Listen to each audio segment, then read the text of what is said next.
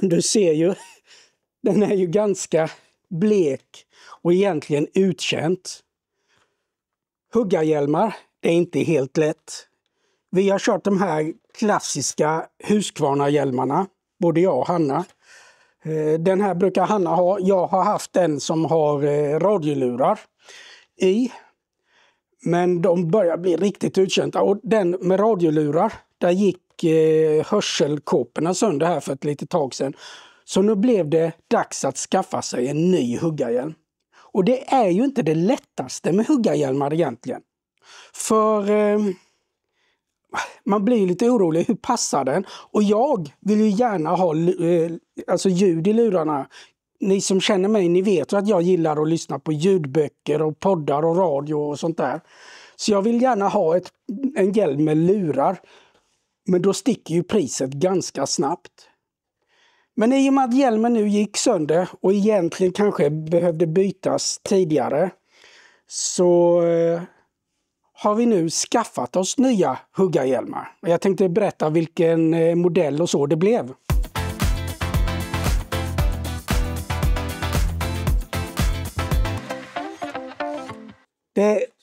Man ska ju byta huggarhjälmen allt eftersom UV-ljuset bryter ner plasten så att den kan bli dålig. Men det är klart, är man som oss och inte hugger jättemycket varje år, så då är det klart att då håller ju hjälmen längre eftersom den inte blir utsatt för UV-strålning. Men som sagt var, det är inte lätt att bestämma sig. Jag har varit i butiker och provat hjälm och provat på mässor och så. Och haft svårt att komma fram till vilken som egentligen känns skönt. För det är ju ganska lätt att ta på sig en hjälm i en butik och så och känna. Och sen då när man vill ha lurar, gärna med Bluetooth så du kan prata i telefon, så att du kan lyssna på poddar, så du kan lyssna på ljudböcker. Då sticker ju priset, för bara lurarna går ju på minst 3 500, nästan 4 000. Så då är ju frågan om vad man vågar satsa på egentligen. Och jag har tittat på lite olika hjälmar. Framförallt så har jag tittat på Stihl, som jag tyckte var en ganska behaglig hjälm. Det här är deras Climb Me X, tror jag till och med den kallas. Någonting åt det hållet. Det är inte den senaste modellen. De har kommit ut med en nyare modell. Jag tror att det är så att det är visiret som skiljer lite grann mot den. Men den här har varit helt okej.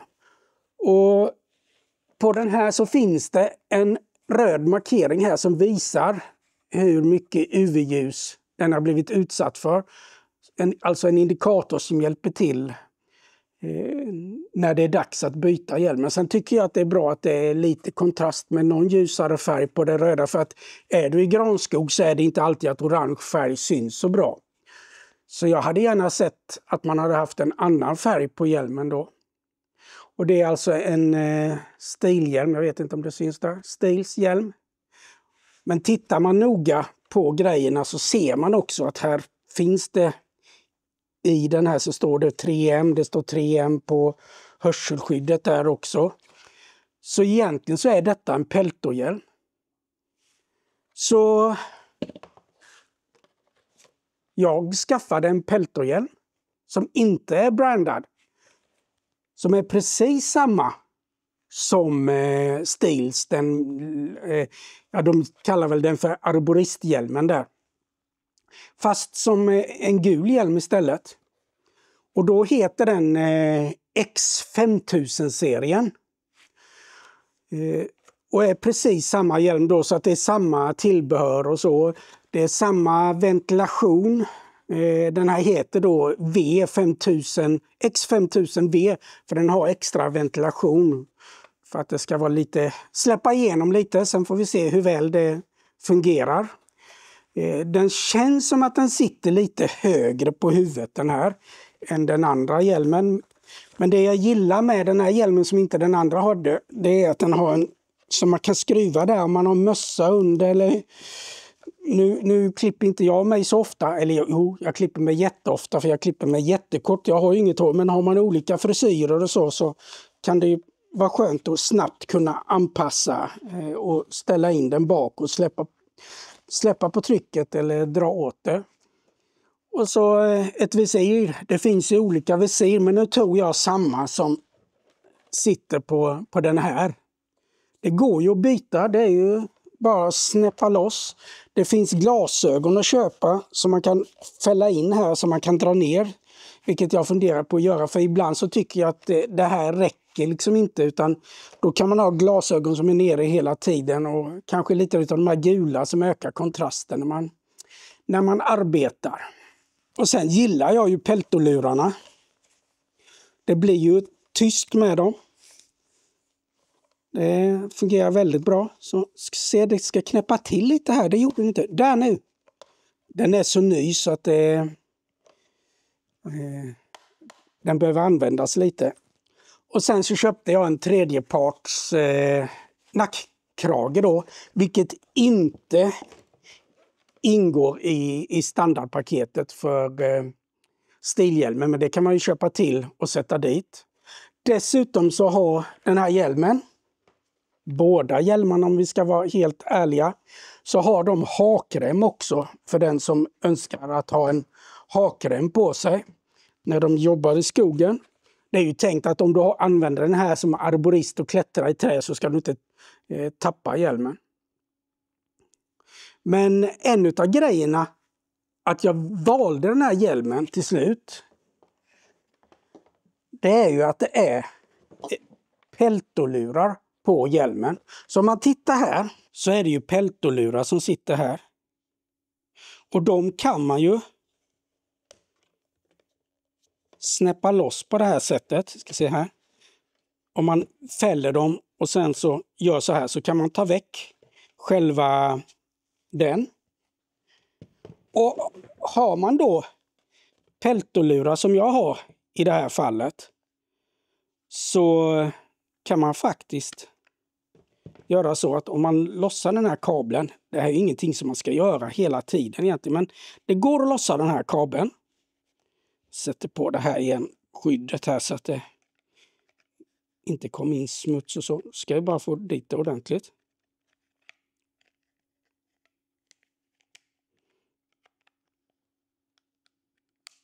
Så, nu sitter den. Då kan jag göra samma sak på den här. Att jag vinklar den, snäpper loss. På det här sättet. Och sen så kan jag sätta på den här luren på hjälp. Nu ska vi se här så att det går att, så att det blir rätt med antennen här och så. Så att det, så. Och så kan jag göra så. Och då kan jag ha en lite längre utav den här kabeln. Det finns en längre att köpa som reservdel som passar att ha i huggarhjälmen då. Och helt plötsligt så kan jag flytta över lurarna från mina vanliga gässbands hörselskydd och använda dem på huggarhjälmen. Och hugger man inte jätteofta så är det ju ett sätt att göra det på. Det som kan vara lite jobbigt, det är att i den här batteriluren så sitter ju det här under här. Själva den här kontakten sitter här under.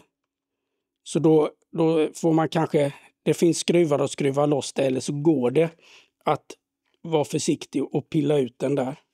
Så kan man flytta över sina lurar. Jag har satt en röd tejp för att jag snabbt ska komma ihåg vilket som är plus och minus när jag byter batterier, för jag blir alltid så osäker på det. Så då har jag satt en röd tejp så att det ska gå snabbt att byta batterier. Men jag funderar på om man kanske ska byta de här lurarna till, alltså de här gässlurarna till en nyare variant av peltor som jag har i vanliga fall. Och så kan jag bara använda de här mer begagnade då på min huggarhjälm, och plötsligt så har jag en huggarhjälm med blåtandshörlurar och möjlighet att prata i telefon och hela den balletten. Så det är bara att vrida, snäppa loss. Och så kan vi snäppa dit. Nu ska vi se. Ska vi göra det på rätt håll så blir det mycket lättare också. Så har jag tillbaka dem där. Och på den här så får jag då försiktigt stoppa i den här kontakten igen. Så. Och så sätta på locket. Kanske man skulle snäppa fast den först så att man inte riskerar att dra så mycket i det här bandet. Så. Men då är jag tillbaka mina Yes Bygels hörselskydd. Så jag funderar på om jag ska skaffa nya lurar med laddbara batterier i och så. Och då flyttar jag ju bara över dem till den här hjälmen som... Ja, det är ju samma färg så det blir snyggt. Och färgen var ju en anledning till varför jag ville ha den här. Det är skillnad mot till den här som jag tror inte syns lika bra i tät barrskog. Medan den här kanske syns bättre med den gula färgen. I alla fall så har jag fått för mig det.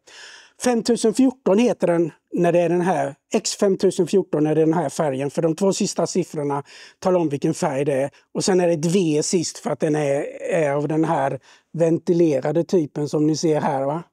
Ni ser det? Ja, det är hål här som ska vara för att den är ventilerad då.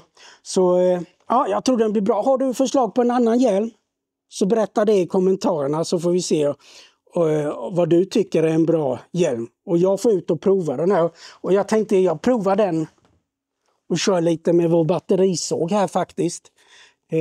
Som vi har en egen film av. Där vi jämför MSA 220 med Stiehls MS 200, 201 lite grann. Så titta på den filmen om du vill se det. Annars så säger jag hej från Sundhult.